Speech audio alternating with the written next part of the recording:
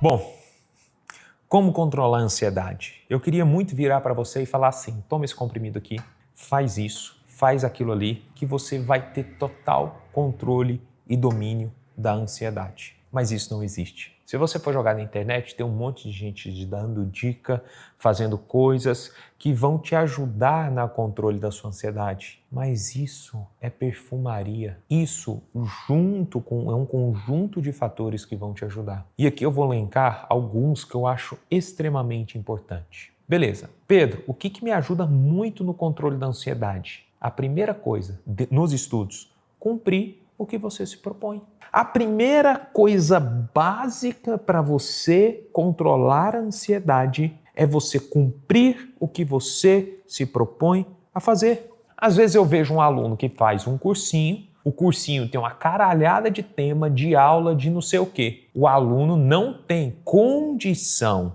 de cumprir aquele tanto de aula de volume, porque ele trabalha, porque o internato está puxado. A partir do momento que ele não consegue cumprir, ele se sente inferior. Aí ele entra num looping de fracasso. Então, a primeira coisa, se você for fazer cursinho alguma coisa, ela tem que estar equiparada com a sua carga horária, com o que você consegue. Porque senão isso gera ansiedade. Você vê os colegas cumprindo, todo mundo cumprindo, cursinho com um monte de aula e você não consegue cumprir. Aí essa ansiedade te paralisa. A segunda coisa que acontece também é o aluno que cria um cronograma de estudos impossível. Às vezes eu vou olhar cronograma de estudo de aluno, diário, semanal ou mensal, eu falo assim, meu anjo, isso que você criou aqui, esse cronograma que você fez para os próximos 3 dias, você não vai conseguir cumprir ele nem nos próximos 3 meses. Por quê? Porque é do ser humano. Ele quer fazer tudo, de tudo e ter controle de tudo. Por isso que, por exemplo, na mentoria, quem controla o que o aluno vai estudar, da hora que ele acorda à hora que ele vai dormir, é o meu time de anjo. Por quê? Para não entrar nessa ansiedade. Por isso que os alunos têm reunião semanal com os anjos, porque se atrasar a gente já ajusta, para não ficar num looping de ansiedade infinito. Então a primeira coisa para controlar a ansiedade desde o início é ter um cronograma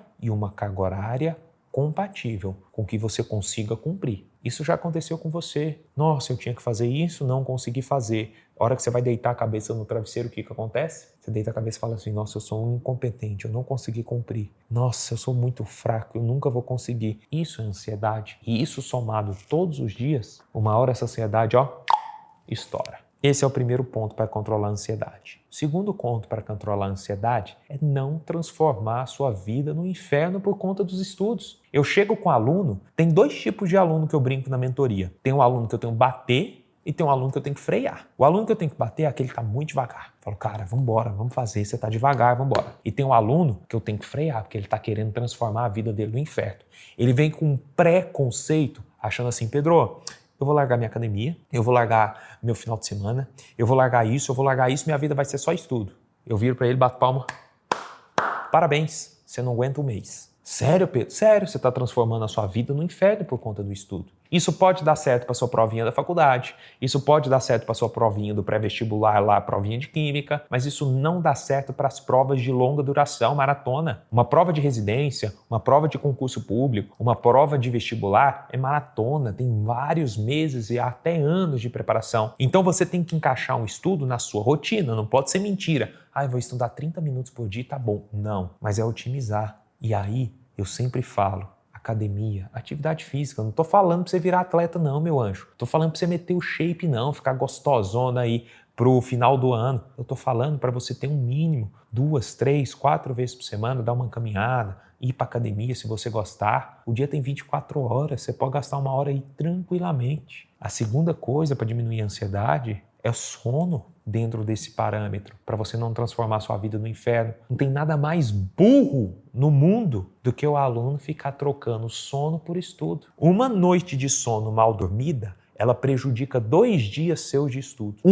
Porque você não consegue reter a informação que você estudou no dia anterior, porque não é só estudar, só assistir a aula, só eu fiz. Tem que entrar no seu cérebrozinho. E a segunda é que no outro dia você vai estudar igual um zumbi. Você não está prestando atenção em nada, você está assim. Aí você vai com um monte de droga para dentro, acha que vai dar certo e não vai. Então, Pedro, mas sério, ter uma rotina organizada, com sono e com atividade física faz parte de diminuir a ansiedade. Por quê?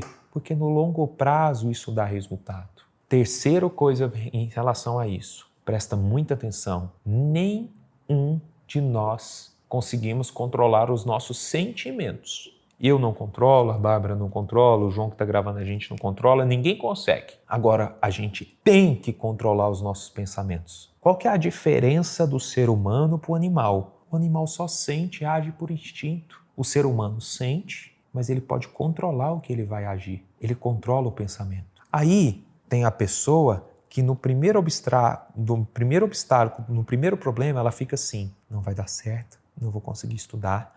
Ela sente aquela sensação ruim, aí ela vem um monte de pensamento, catastrofização, de incapacidade, de não sei o quê, e esse sentimento fica assim, ó, batendo na cabeça dela dias. Isso gera ansiedade. Peraí, quando vier esse pensamento ruim, domina ele. Que tipo de pensamento é? Nossa, Pedro, fiz um bloco de questões aqui e saí mal. E eu tô pensando que eu não vou conseguir passar por conta desse bloco de questões. Tá bom, não deixa isso bater na sua cabeça. Pega esse pensamento, coloca na mesa e fala assim, que tipo de pensamento é esse? É um pensamento de catastrofização. Eu estou colocando como se isso aqui, um resultado ruim, um resultado abaixo da minha expectativa, fosse a catástrofe da minha vida.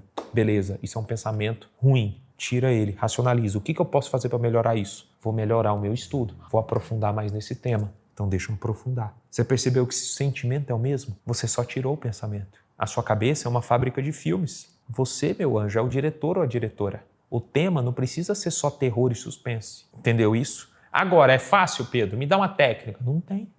É pensar. Porque se fosse fácil e simples assim, todo mundo fazia. Então, você tem que entender que remédio, que qualquer coisa ajuda. Mas você tem que se ajudar. E o último passo é, eu sempre falo que a ansiedade nem sempre ela é ruim. Todo mundo coloca a ansiedade como uma vilã. A ansiedade é ruim. Vamos lembrar? Basicamente, isso o Pedro Miranda dividindo, tem dois tipos de ansiedade. A ansiedade produtiva e a ansiedade patológica. A produtiva, eu vivo com ela na veia 24 horas por dia. Pedro, a prova está chegando. Pedro, você tem que fazer isso. Pedro, você tem que fazer isso. Nossa, olhei minha agenda, eu tenho muita coisa para fazer. Isso é ansiedade produtiva. Eu tenho ansiedade, todos nós temos. Eu tenho que fazer, eu quero chegar, eu quero ir. Ela te estimula, ela te faz produzir. Ai, Pedro, eu não sou ansioso. Todos nós somos em determinados níveis. Agora, quando que essa ansiedade teoricamente boa, produtiva, que ela é fundamental, ela é vital, ela vira patológica? Quando ela te paralisa. Você chega num determinado ponto gigante de ansiedade, tudo, você está num buraco e você não consegue sair. Na mentoria, por exemplo, a gente tem um time de psicólogo, justamente, e eu faço muito isso na mentoria, para tirar o aluno do fundo do poço. Falar, meu anjo, você não consegue sair, tá aqui, vamos sentar para cá. E aí, é esse momento que você tem que buscar ajuda.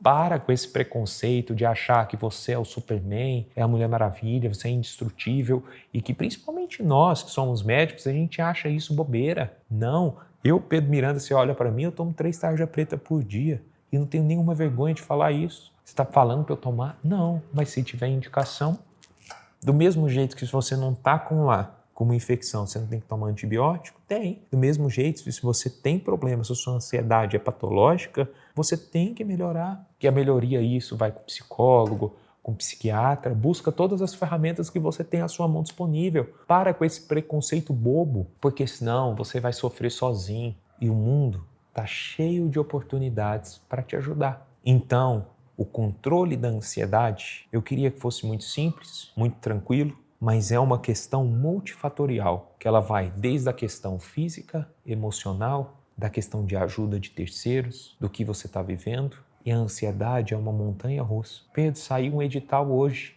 fiquei mais ansioso. Pedro, mudou a banca, fiquei mais ansioso. Pedro, tive um resultado negativo, fiquei mais ansioso. Pedro, hoje eu tive um resultado bom, foi tudo lindo na minha vida, fiquei menos ansioso. Só que essa variação não pode atingir o teto da ansiedade patológica. É simples. A ansiedade é o mal do século? É, mas é o mal do século quando vira patológico. Do outro lado, a ansiedade é o que sempre moveu o mundo. Pensa nisso. O que você vai mudar na sua vida? Um abraço e até a próxima.